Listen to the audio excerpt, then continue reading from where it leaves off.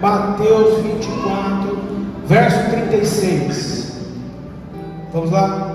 Diz assim, Jesus falando: quanto ao dia e a hora ninguém sabe, nem anjos, nem os anjos do céu, nem o Filho, senão somente o Pai. Como foi nos dias de Noé, assim também será na vinda do Filho do Homem. Pois nos dias anteriores ao dilúvio, o povo vivia comendo e bebendo, casando-se e dando-se em casamento, até o dia em que Noé entrou na arca. E eles nada perceberam, até que veio o dilúvio e os levou a todos. Assim acontecerá na vinda do Filho do Homem. Até aí tá bom, eu vou tratar com os irmãos os demais. Amém? Pai, Senhor, obrigado por estarmos diante da sua palavra.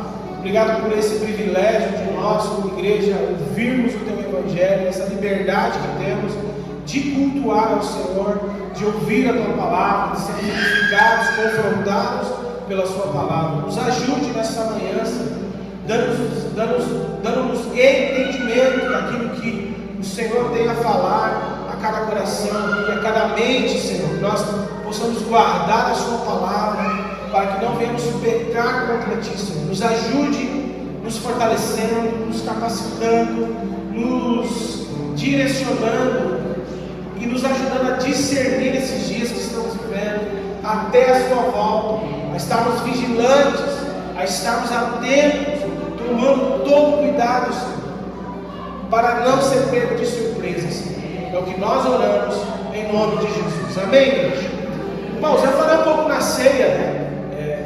Falei um pouco do contexto de Mateus 24, daquilo que Jesus falou da parábola dos talentos, né? E hoje eu quero entrar um pouquinho mais profundo nesse texto, Mateus 24, sobre o sermão escatológico de Jesus. Então o que a gente vê aqui, em todo o contexto de 24, é Jesus falando sobre os sinais dos fins dos tempos, o famoso sermão escatológico. E dentro desse sermão, Jesus fala sobre vários acontecimentos, vários sinais do que haveria ou haverá de acontecer antes da sua volta, ok? É isso que Jesus aborda com seus discípulos. E aí, geralmente, nós, na igreja, a gente se lembra apenas das guerras. Então, a gente vê uma guerra, a gente vê a Ucrânia agora, juntamente com a Rússia, e ali a Polônia já se preparando, a gente vê todo o continente com um alerta de guerra. A gente fala: opa, Jesus está voltando. E de fato Jesus está voltando, meu irmão, porque esses são sinais, e a forma que vem acontecendo, elas são intensas, elas são em vários locais, em vários lugares. Então a gente vê de fato que a volta de Jesus está mais próxima do que a gente imagina. Mas quando a gente vê essas coisas acontecendo, a gente lembra desse texto. Então, opa, guerra, Jesus está voltando. A gente vê fome em várias nações, Jesus está voltando, que é um dos sinais de Jesus.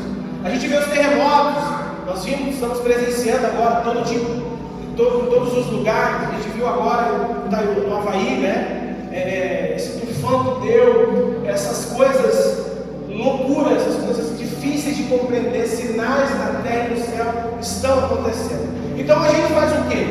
Lembra daquilo que Jesus disse em Mateus 24. Ele está voltando, porque as coisas estão acontecendo. Mas, irmãos, a fala de Jesus aqui nesse texto que a gente acabou de ler, ela nos dá um alerta, ela deve nos alertar. E a mensagem clara de Jesus aqui nesse texto que a gente acabou de ler tem como propósito dizer para os seus ouvintes o seguinte: olha, a minha volta, ela será repentina. Ninguém saberá, nem a hora, nem anjo, nem o Filho saberá. E ele falando do Filho no sentido terreno, ali, presente, uma natureza humana. Claro que nosso Senhor, hoje, assentado à direita do Pai, sabe de todas as coisas, porque Ele está ligado ao Pai. E o que eles fazem em concordância. O que Jesus está falando aqui nem vida no sentido ali humano, terreno. Amém? Porque às vezes a gente fala: nem Jesus sabe o dia. Ele está falando do momento terreno dele, momento ali presente. Então eu sou o Pai, Senhor. Então a fala de Jesus é de deixar claro para os seus ouvintes que eles devem estar preparados, dizendo: olha, será repentina, vai acontecer de uma hora para outra, e vocês precisam estar preparados. Mas o que chama a atenção nesse texto, irmão, é que antes da volta de Jesus, ele cita vários sinais, mas ele vai abordar aqui nesse texto que a gente leu os dias de Noé. E ele fala aqui que antes da sua volta serão como os dias de Noé. Então ele cita aquilo que aconteceu antes do dilúvio, como aquele povo estava vivendo, como aquela geração estava vivendo. Ele diz: olha, será como naquele dia, ninguém esperava, ninguém estava preparado. Então será como esses dias. Mas o que a gente precisa analisar aqui, não apenas Jesus falando do ponto de vista dele voltar sem ninguém esperar, mas quando ele aborda sobre os dias de Noé, ele deixa claro aqui. Ele deixa claro que assim como foi no dia de Noé, e assim será do mesmo modo a sua volta. E o que estava acontecendo no dia de Noé? Ele diz que o povo vivia o quê? Você leu o texto comigo, verso 38? Pois nos dias anteriores ao dilúvio, o povo vivia comendo. Anterior os dias do dilúvio, o povo vivia bebendo. O povo vivia se casando e dando-se casamento, ou seja, relacionamento, viviam a sua vida naturalmente, normalmente. E talvez para muitos de nós aqui, você diga: mas pastor, o que há de errado em comer? Alimento faz parte, é uma necessidade humana.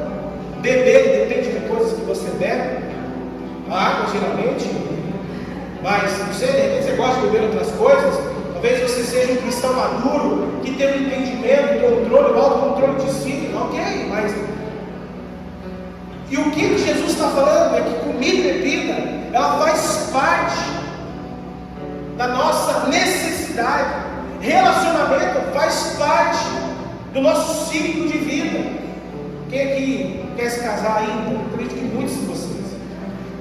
Então o relacionamento, a comida, a bebida, o relacionamento, eles fazem parte do nosso ciclo de vida. Então, olhando assim, irmãos, talvez eu e você diga: não, mas não tem nada de errado.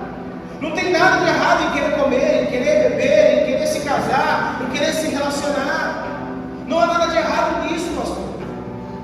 Mas não é isso que Jesus está dizendo. Não é sobre comida, bebida, não é sobre se relacionar com alguém, em querer se casar, mas é o que está por trás de tudo isso, é a intenção, pastor, eu quero sobre isso, das coisas da qual está se fazendo, como está se fazendo.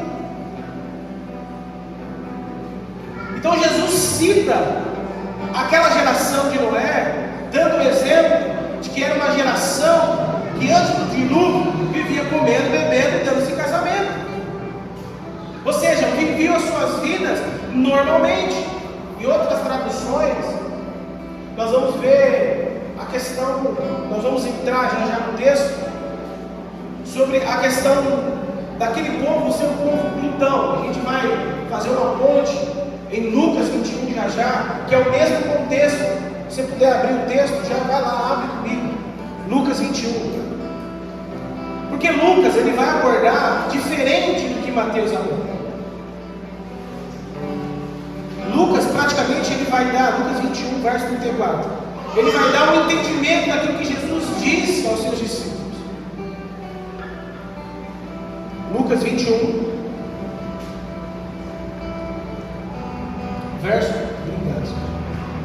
verso 34.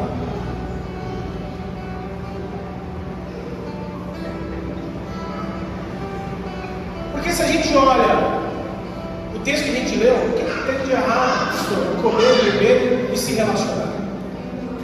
Aí Lucas, ele vai ser cirúrgico. Lucas, ele vai ser objetivo, ele vai ser intencional, ele vai colocar as claras o que Jesus está dizendo. Ele vai dando aqui já a aplicação daquilo que Jesus disse, que Mateus relata. Verso 34, Lucas 21, verso 34, diz assim: tenham cuidado, olha isso, tenham cuidado para não sobrecarregar sobrecarregar o coração de vocês de libertinagem, bebedeira e ansiedade da vida. E aquele dia venha sobre vocês inesperadamente, verso 35, porque ele virá sobre todos os que vivem na face da terra. Estejam sempre atentos e orem para que vocês possam escapar de tudo que está para acontecer e estar de pé diante do Filho do Homem. Então olha o que Lucas trata, é o mesmo contexto de Mateus 24, é a mesma coisa, falando sobre os últimos dias. Só que Lucas, ele é cirúrgico, ele chega, ele escreve, dizendo, olha, o que Jesus queria dizer sobre como se viver, e colocou a geração de Noé como exemplo, é sobre isso. Tenham cuidado para não viver como eles, tenham cuidado para não agir como eles, porque se vocês forem como eles, diz o texto, o coração de vocês será um coração sobrecarregado. Ele diz, tenham cuidado para não sobrecarregar o coração de vocês. Em outras traduções, da glutonaria, aquele, bebedeira e ansiedade.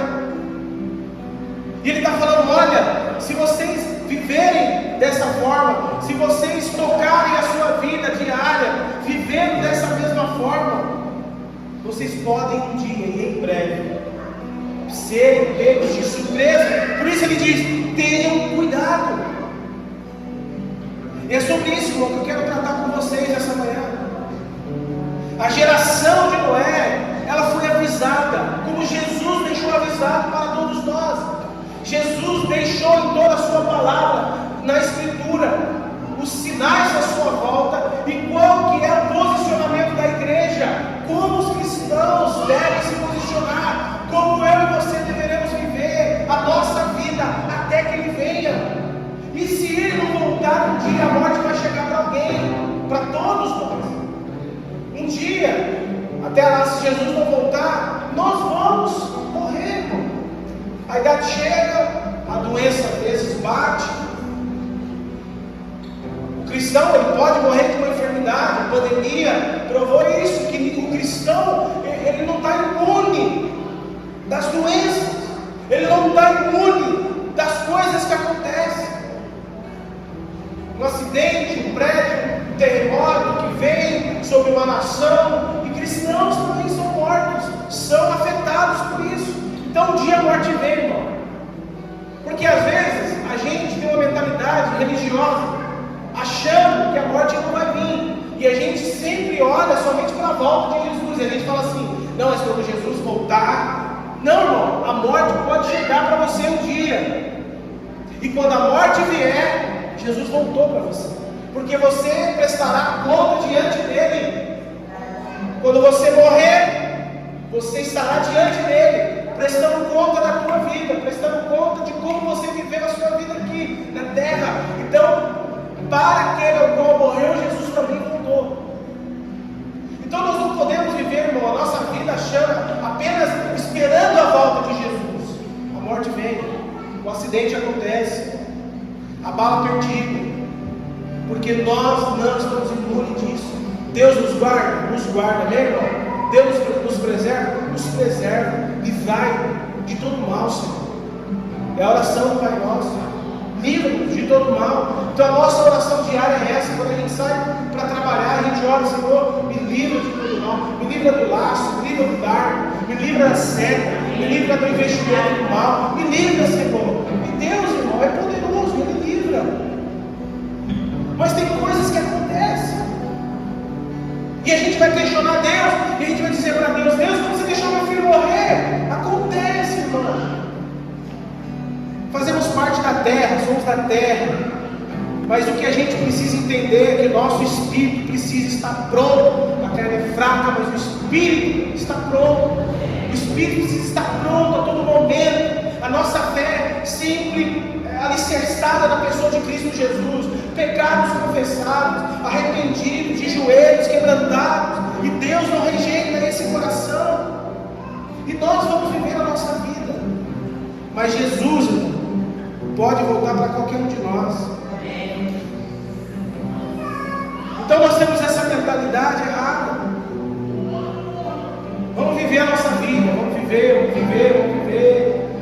a gente acha que vai prestar conta. Sim, a gente vai prestar conta.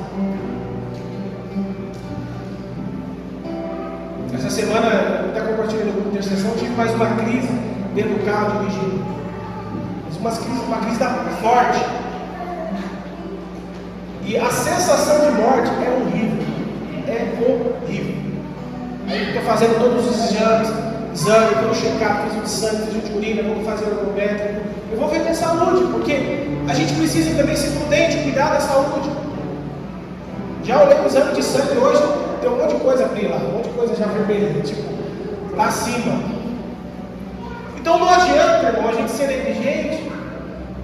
E aí a gente coloca essa negligência diante de Deus e fala, não, Deus, não, irmão, quem quer viver mais? Eu quero viver mais. A vida está na mão de Deus, sem dúvida. Mas uma pessoa que fuma a vida inteira, ela vai culpar Deus porque morreu com câncer?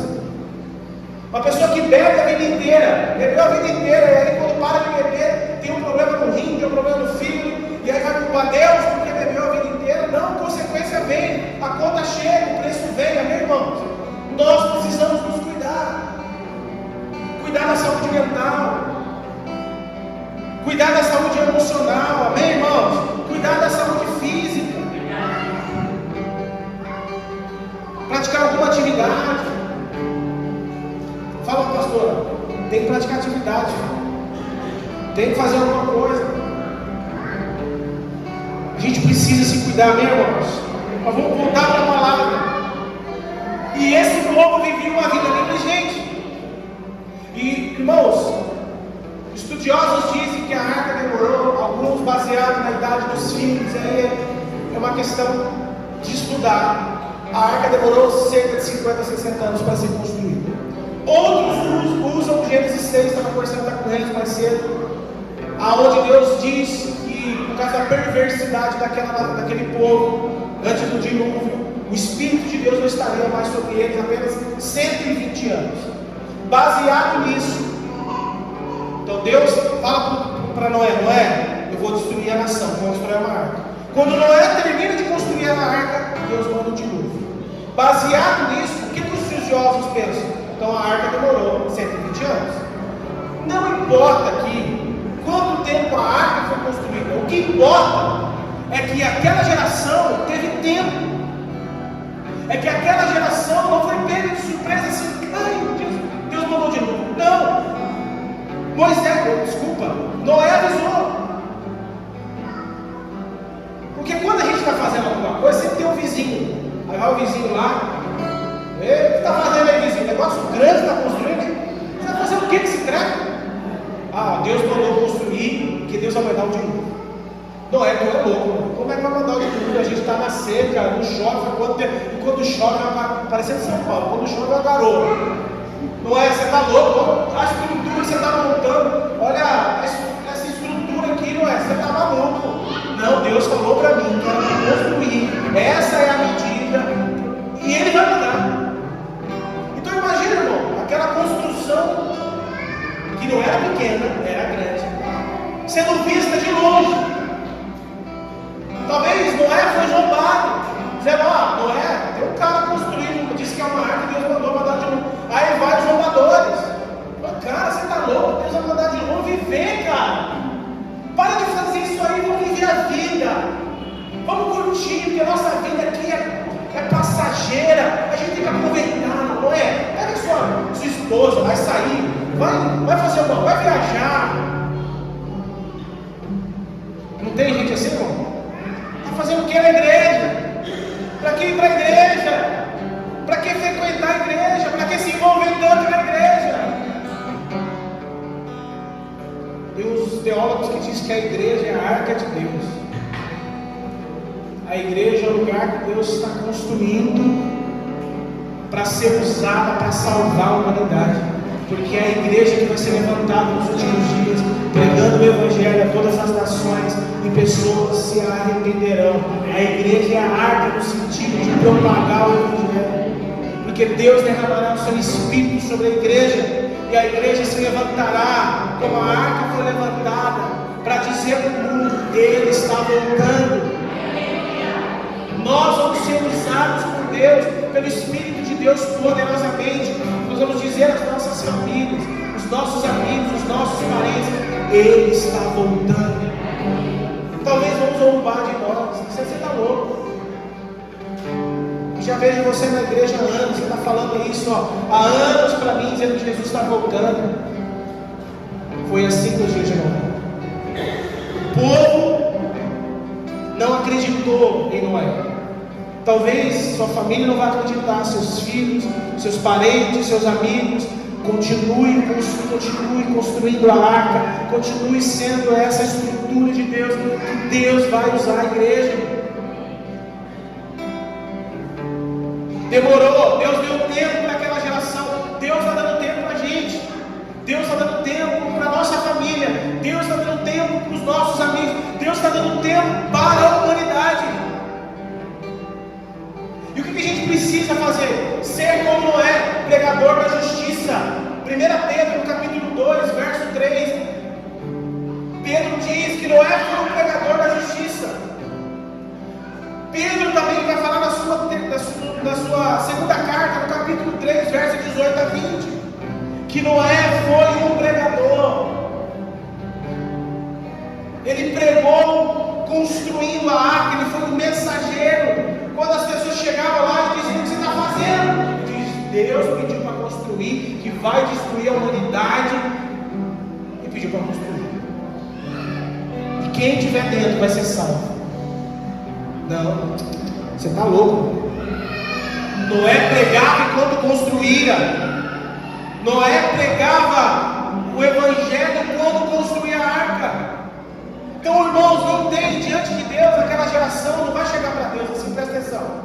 Falar: Deus, eu não sabia que isso era verdade. Deus, sabe o que foi? Eu não sei. Não tem conversa diante de Deus. Não tem justiça diante de Deus. Todos que prestarão contas diante de Deus não terão justificativa. Mas o índio que está lá, que não foi, né? O índio tem a criação. Deus colocou em nosso espírito o desejo de adorar, o desejo de contemplar a sua criação. Não tem ninguém que estará diante de Deus com desculpas. Há um Criador, e esse Criador é Deus, e Ele criou todas as coisas. Foi Deus que fez todas as coisas. Então, irmão, desculpa, não tem ninguém na face da terra que chegará diante de Deus e falar assim: não, eu não mereço o inferno, eu não mereço o julgamento que o Senhor está me dando, o Senhor está sendo injusto. Não terá um sequer justo diante de Deus.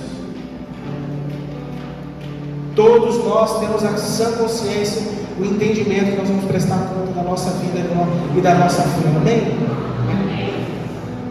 E aquela geração, por mais que ouvia a mensagem de Noé, eles decidiram, escolheram viver a sua vida na libertinagem, na bebedeira e nas preocupações. Irmão, a geração de Noé não tinha tempo para a mensagem de Noé, como muitas das nossas famílias, não é assim? Nosso marido, esposa, filhos, parentes, não quer ter tempo. Nossos amigos não querem ter tempo. Eles não querem estar num lugar ouvindo a palavra, eles não querem fazer parte da igreja de Cristo, eles querem viver a sua vida, eles querem tocar, eles querem fazer o que querem, o que desejam, como nós fomos um dia. Não somos mais pela graça de Deus, amém, irmão? A graça dele nos alcançou, mas muitas vezes da nossa família, dos nossos convívios, querem viver a sua vida como no dia de Noé. Querem ser glutões, querem ser beberrões, querem viver as preocupações, o que eu tenho que construir, o que eu quero, os meus sonhos, o meu sucesso, o que eu tenho que fazer para ter, o que eu tenho que trabalhar, quantas horas extras, quantos trabalhos eu preciso me envolver para realizar o meu sonho. Essa é a preocupação de muitos, que não é mais a nossa. Amém, irmãos? Não é mais nossa isso. A gente não tem mais que se preocupar com essas coisas. Irmão, quando a Bíblia diz que Deus é Pai, é porque Deus cuida. Quando a Bíblia diz que Deus não vai deixar faltar nada, no sentido de moradia, vestimento e comida, não vai faltar. Nós vamos ter fé nisso, crer nisso. também não nos impede de trabalhar, não nos impede de correr, sim, não nos impede. A gente não pode ser aquele crente que acha que tudo vai cair do céu. Nós vamos fazer a nossa parte, mas tem coisas às vezes que não vão acontecer, não estão acontecendo, e nós precisamos crer na palavra de Deus, que Deus é Pai, que Deus cuida, que Deus provê, que Deus age, que Deus opera, que Deus levanta, que Deus toca um, Deus toca outro, Deus abençoa, Deus te coloca numa igreja, para quê? Para você ouvir a palavra embora, não, para dizer para você, você tem uma família que você pode contar, você tem um irmão que eu abençoei, Deus está falando, esse irmão que tem recurso, eu coloquei ele nessa igreja, para que o recurso dele supra a necessidade da igreja. Por isso, quanto mais a igreja tem, mais a igreja tem que agir, mais a igreja tem que ajudar, mais a igreja tem que operar na necessidade do seu povo. Não é ter dinheiro para a gente ter uma grande conta, e aí um dia a morte vem e vai ficar na conta. Ah, mas eu estou fazendo pé de meia para o meu filho. Precisamos ensinar os nossos filhos a depender de Deus e não dar conta do banco nosso. Nós precisamos ensinar o nosso filho a saber viver na necessidade. Não porque hoje eu estou trabalhando, porque eu não quero fazer porque o meu filho passe o que eu passei. Tem que passar, tem que viver, porque senão o filho não dá valor. É assim, não é? A Bia, por muito tempo, não dava valor a muita coisa. Muita coisa que a gente comprava não dava valor. Ia no mercado, escolhia lá. Hoje a Bia pode escolher o que ela quiser comer no mercado. Hoje, um tempo atrás, a Bia, quando ela ia comer alguma coisa, ela nem colocava na boca, ela falava, não gosto. Cadê ela? Minha esposa está aí? Cadê ela? Lá atrás. A Ligia está aí. Experimenta, filha. Como? Ah, não, quer é ruim. Tem que deixar passar a necessidade para quem está aprendendo. Aprender a valorizar as coisas. Aprender a valorizar aquilo que nós um dia não tivemos. Amém, irmãos? Tem que deixar. Não, mas pastor, eu não quero que minha filha passe o que eu passei. Tira da sua cabeça isso. Você é o crente que é hoje. Você é fortalecido em Cristo Jesus pelas provas, pela necessidade que viveu. A tua fé é fortalecida porque o teu joelho foi gasto diante de Deus com necessidade. Temos que ensinar os nossos filhos a depender de Deus. Amém, igreja? Não facilita. Ah, não gosto de não, vai comer. Ah, não vou comer, então deixa a nossa fome, porque uma hora vai comer. Ah, mas eu não gosto. Não tem conversa, irmão. Amém, igreja? Precisamos formar os nossos filhos a depender de Deus. Irmãos, presta atenção aqui. Nós estamos entrando numa geração que tudo é assim. Uma geração que é para hoje, uma geração que não espera, uma geração que se você não der o celular já chora, já berra. Se você, a Bia não tem celular, tem um celular tipo da pastora. Quando ela quer falar com a Rebeca, não tem. Não tem conversa. Ah, mas meus amigos da escola tem, não tem ponto final. Você quer ter celular? Você vai trabalhar, você vai arrumar um emprego, você vai comprar um celular. Ou se nós sentimos a necessidade que há de ter o celular, nós vamos te dar, mas agora não há necessidade. Ah, mas meu amigo tem problema no seu amigo. Você não vai ter. Quem está entendendo, irmão? Mas o que a gente faz com os nossos filhos? Não ensina eles a valorizar. Não ensina eles a gastar e pagar um preço para possuir as coisas. De dizer, eu tenho isso porque eu conquistei, porque com a graça de Deus, né? Com a oportunidade de Deus. É isso. Não, os pais hoje, ó, quer dó, quer dó, quer dó. Não, irmão, eu não estou falando que você tem que viver uma vida miserável, o teu filho tem que viver miserável. Eu não estou dizendo isso. O que eu estou dizendo é, forme uma geração que vai depender de Deus. Uma geração que vai depender de Deus e não das coisas. Que entende que o dinheiro não pode ser algo mais valioso do que Deus, do que a comunhão, porque senão o seu filho vai crescer trabalhando a vida inteira e não vai ter tempo para Deus. E às vezes muitos pais passam essas imagens dos seus filhos, porque minha mãe vive trabalhando, meu pai vive trabalhando, não tem tempo mais para nada, não tem tempo mais para mim. Então o trabalho é importante. cada um de nós temos as nossas obrigações e o trabalho é necessário, amém? Os irmãos que dizimam são os irmãos que trabalham, os irmãos que ofertam muitas vezes são os irmãos que trabalham. Isso é necessário, mas nós precisamos dar a informação para os nossos filhos de que o trabalho, ele não é o nosso Senhor. Há uma necessidade, sim, é uma porta que Deus abriu, sim, preciso cumprir meu horário, mas eu preciso entender de que depois do meu horário de trabalho, eu preciso ter tempo com a minha família, eu preciso ter tempo com Deus, eu preciso ter tempo em casa, eu preciso ler a Bíblia, eu preciso estudar. E muitas vezes nós não somos assim. Eu já coloquei isso para a minha vida. Leandro trabalha na empresa. Quem é vendedor externo sabe disso, não tem tempo. O cliente que trabalha no sábado liga, os vendedores que trabalham no sábado ligam, trabalham no domingo ligam. Acabou isso, acabou. Cheguei em casa, desligo o trabalho, é família, é preocupação com a igreja, o irmão, a irmã que chamou no dia que não pude responder, é ali, é preocupação com o outro, é ter tempo mais com a família. Já disse a esposa, nós precisamos pegar 2 vezes na semana, pegar junto a família, pega aquele patins que a gente comprou, deixou encostado e vamos ser família, vamos passear, vamos curtir, vamos levar os filhos. Mas o trabalho amanhã eu não lembro. O trabalho amanhã eu tenho que fazer, eu vou lembrar do meu horário de trabalho. Amém, irmãos?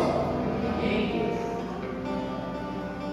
Mas pastor, eu preciso estudar, eu quero alcançar, vai, estuda. Faz o que tem que fazer. Terminei a faculdade agora, estudei, à distância, eu sei que não quer correr. Vai, faça. Mas lembre-se que todas essas coisas não pode dispersar a sua vida com Deus, o teu relacionamento com Deus. Por isso que Lucas vai dizer: tenha cuidado. Tenha cuidado para não sobrecarregar o coração de vocês. Tem muitos cristãos sobrecarregados. Eu tenho que fazer.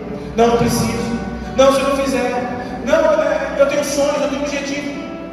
E o coração está sobrecarregado. Negligencia a vida com Deus, negligencia o tempo de oração, negligencia uma leitura bíblica, negligencia um livro. Tem muitos crentes que não conseguem mais ler livro hoje. Não tenho tempo. Eu estava falando com o Renzo esses dias. Irmão, para mim assistir um filme é 4 dias ou 5 dias. E quando eu não passo para frente, né, irmão? Quando eu vejo um filme, 2 horas de filme, eu falo: oh, meu Deus, será que esses caras não vão mudar a forma de fazer filme? Não. Mas isso é um problema de ansiedade. Precisa ser tratado. Isso não é bom. O que eu faço? Pego o controle e passo para frente. Eu vou do meio para frente. Eu já consigo entender o filme do meio para frente, acabou. Termino o filme e estou feliz. Mas para terminar do meio para frente é uns 4 dias, irmão, porque não dá. A gente não consegue hoje sentar para parar para ver o filme. Tem crente que consegue passar a madrugada vendo uma série.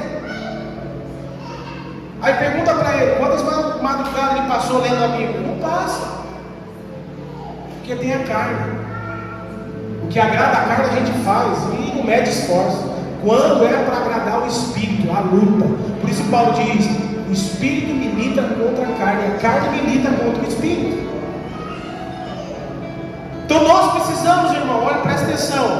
Diz aqui: tenha cuidado para não sobrecarregar o coração de vocês de libertinagem, bebedeira e ansiedade da vida.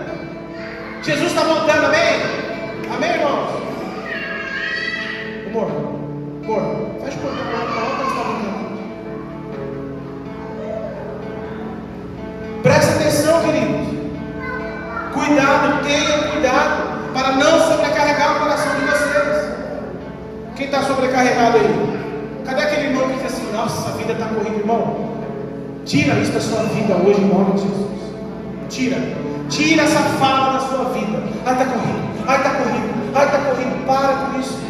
Acaba com isso da sua vida. Não adianta, você não vai chegar diante de Deus e falar: Deus, olha, minha vida lá embaixo na terra, o Senhor sabe, né? Foi corrida. Então Deus não deu tempo de cultuar, não deu tempo de ler Bíblia, não deu tempo de ler um livrinho ali, não deu tempo de congregar, não deu tempo de ter comunhão, não deu tempo de estar de casa em casa, não deu tempo, Senhor. Porque, Senhor, a vida está corrida negócio. O que você acha que Deus vai falar para você? Não entendo. Jesus estava lá, meu filho estava lá. E aí, Jesus, o que você acha assim? Apartai-vos de mim, vós que praticam a iniquidade. Sai daqui. Porque o problema não é o corrido, é o que nós ocupamos. Corrido sempre vai dar. É o que nós estamos gastando o nosso tempo, investindo o nosso tempo. Então, irmão, se você pegar 24 horas do seu dia, tirando o tempo que você descansa, e se alguém descansa, cadê as mães aqui? Tainá, Zé, Pastor, Simone, as mães aqui sabem, né? Jana. Tem mãe que nem descansa, irmão. Mesmo descansando, tem que fazer comida, tem que cuidar dos filhos, tem que lavar roupa, passar roupa, estender, tirar. Isso dá trabalho, irmão. Dá trabalho. Aí diante tem que fazer tudo isso. Aí quando a mulher pede ajuda para o marido, vai falar assim: não, mas eu trabalho o dia inteiro. E sua mulher faz o quê? Eu desviar. Ela fica em casa, a não ser que a mulher é preguiçosa, o marido vai, não, pastor, eu conheço a mulher. Aí tá. Beleza, aí é você e ela e Deus, aí é outra coisa. Agora, sua mulher é uma mulher esforçada, dedicada, não falta nada, chega junto com você, dá junto. Qual que é o problema de você ajudar? Qual que é o problema de você falar, lava uma louça? Eu adoro lavar louça. Homem, se você quiser curso de lavar louça, eu dou para você. Se eu for na sua casa, irmão, a Tainá sabe disso, né, Kleber? Chego na casa da Tainá, irmão, eu vejo louça lá, o Kleber. Não, mas já estou lavando, irmão. Eu gosto, tenho prazer. Por quê? Porque desde pequeno, minha mãe não teve tempo para nós, fomos ensinados a ser independentes, forçados. Sabe o que a gente precisa ensinar para os nossos filhos? Serem independentes. Quarto, é teu. Bia, já arrumou o quarto? Bia, já tirou a mesa? O filho sai da mesa e vai direto para a televisão. O filho acorda, nem escova o dente e vai direto para a televisão. Ou celular. Responsabilidade em primeiro lugar. Porque senão nós vamos ter uma geração que vai se sobrecarregar. Filhos com o coração sobrecarregados. Pais com o coração sobrecarregados. Para de falar que está corrido. Organiza a sua vida. Organiza o seu dia. Coloque as coisas que são prioridades. O que é prioridade? Descansar, trabalhar. Mas Deus em primeiro lugar. Isso não precisa nem falar. Isso é em primeiro lugar. O seu respirar, o teu relacionamento com Deus. Deus não precisa nem colocar na lista das coisas que você tem que fazer no dia. É primeiro, acabou. Ter tempo para Deus, comunhão com Ele.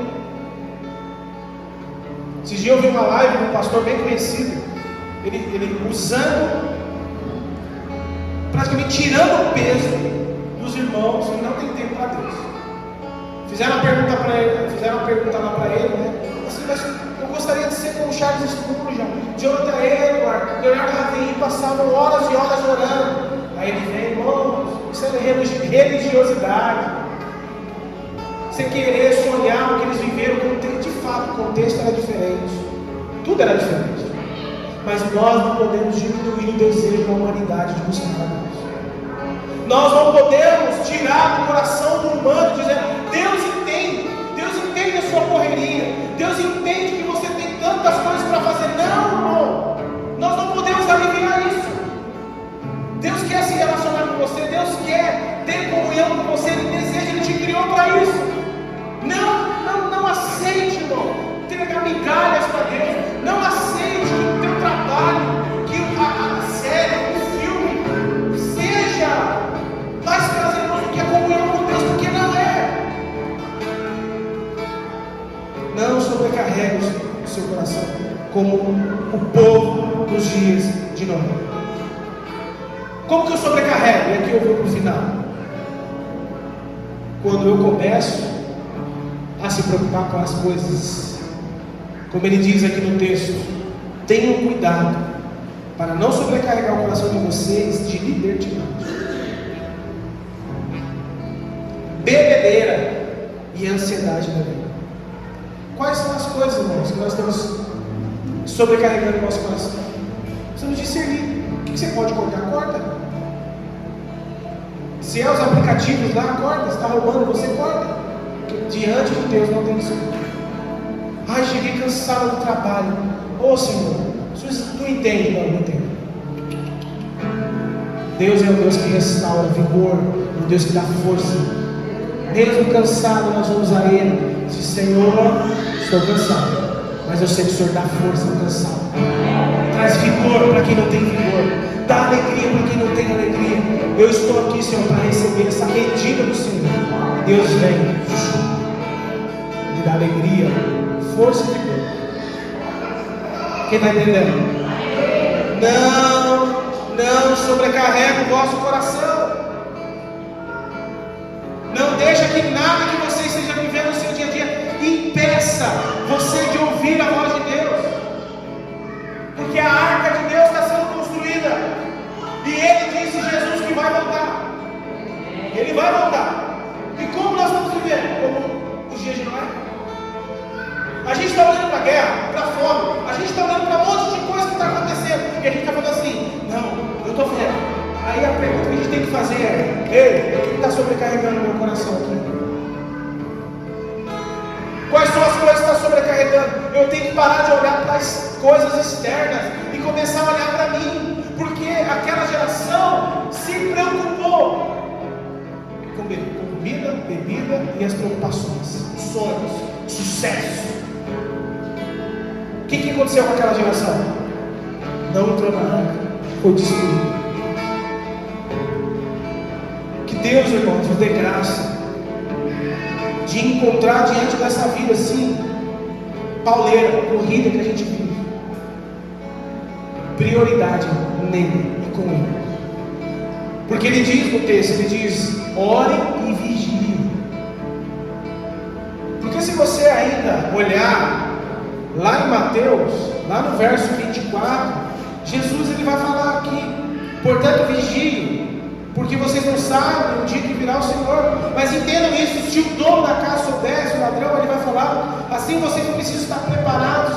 Verso 45: quem é muito certo do fiel Senhor sensato? Desculpa, verso 40, ele diz: 2 homens estarão no campo. Fazendo o que no campo? Trabalhando. Estava no campo fazendo o quê? Trabalhando. 2 homens estarão no campo, um será levado e o outro deixado. Então é o mesmo trabalhando. Nosso coração, nossa mente está em Cristo Jesus. Estou trabalhando para a glória de Deus. Estou trabalhando para glorificar Deus. Estou naquele trabalho para pregar o Evangelho. Estou naquele trabalho para dar um bom testemunho. Estou naquele trabalho para fazer com que o Pai seja glorificado. Entende?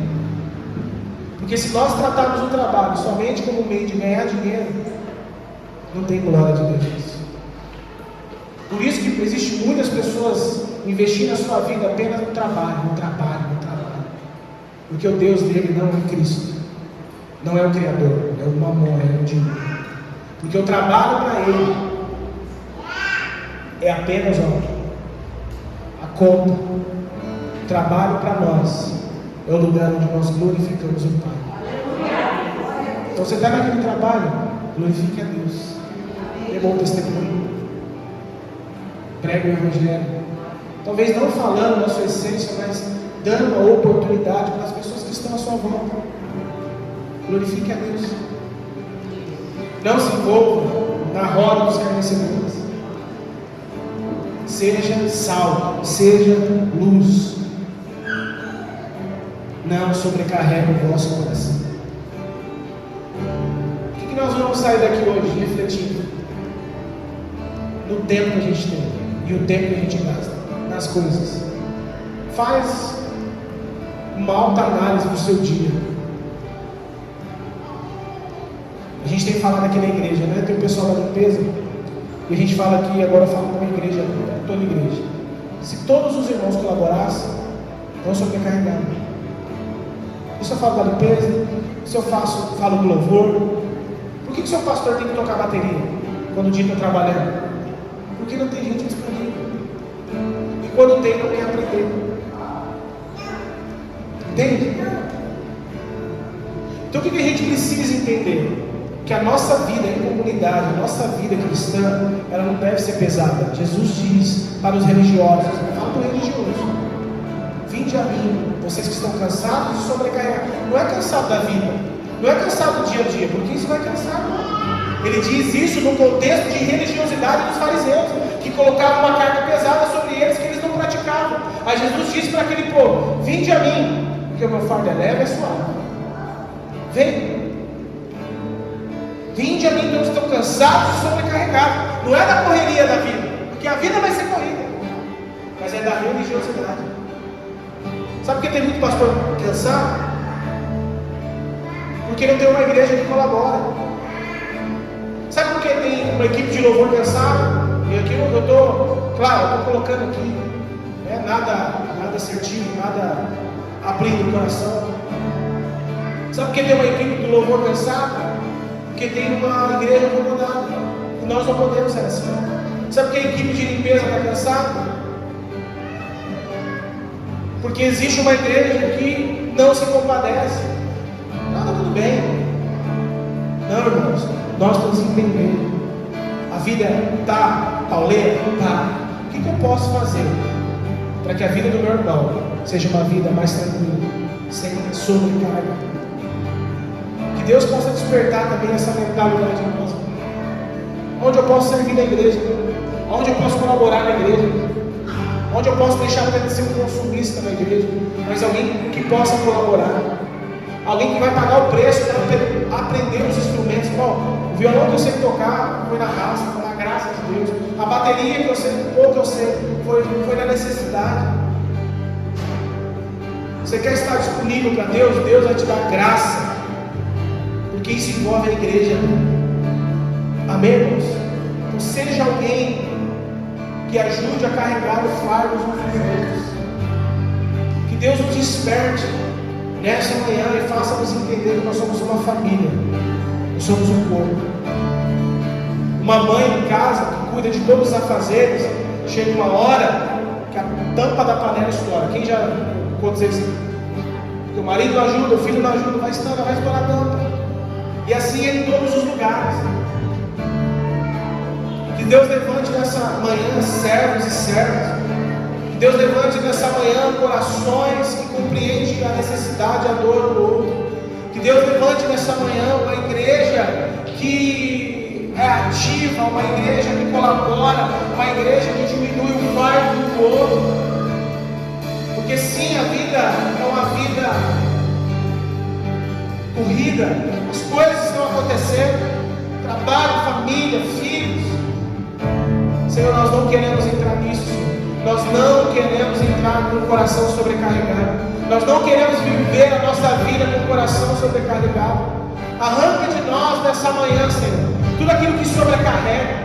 Talvez muitos de nós aqui precisamos tomar a decisão de cortar, como diz Jesus, de arrancar da nossa vida aquilo que está sobrecarregando o nosso coração. Não queremos viver como a geração de Noé, preocupado apenas em comer, em beber e nas preocupações, nos sonhos. Não, Senhor, nós não queremos ser como aquela geração, porque a volta é uma certeza. O Senhor voltará. O Senhor voltará, Senhor. E o Senhor está dando tempo para nós. O Senhor está dando tempo para a sua igreja. Mas, Senhor, nós te pedimos, levanta servos e servas nesta casa, a começar nesta casa. Levanta, Senhor, isso na sua igreja, do seu povo. Uma igreja que não seja consumista, mas uma igreja que seja uma igreja que colabora, que ajuda a conduzir, a carregar a carga uns dos outros. Em nome de Jesus, Pai. Seja ajudando financeiramente, seja ajudando, Senhor, numa equipe, numa recepção, seja numa limpeza. Senhor, em nome de Jesus, não permita que os irmãos dessa casa, que servem essa casa, se sobrecarreguem, que o coração dos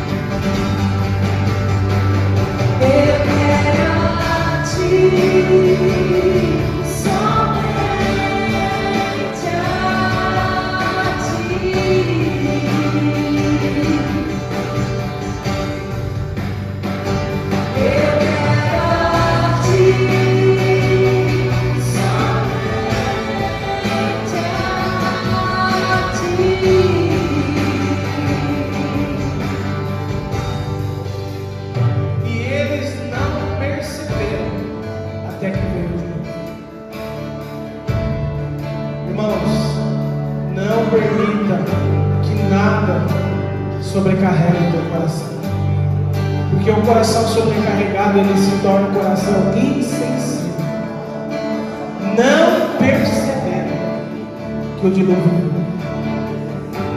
A igreja precisa estar atenta e não distraída. Mas se a igreja está comprometida com glutonaria, com bebedeira, com as preocupações do coração, se tornará sobrecarregada e insensível, e não vamos perceber a volta dele. Eu não quero me acostumar. Vamos ficar de pé? Eu não quero me acostumar. Eu preciso de ti. Vamos declarar isso. Todos os teus dias. Eu não quero me acostumar. Diga isso. Diga isso, eu não quero. Eu preciso de ti. Todos os teus dias. Eu não quero me acostumar. Eu não quero me acostumar. Eu preciso de ti. Todos os teus dias. Eu não quero me acostumar. Eu não quero me acostumar. Eu preciso de ti. Todos os teus dias. Eu quero te somente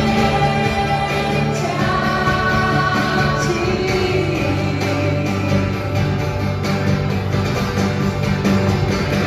Eu quero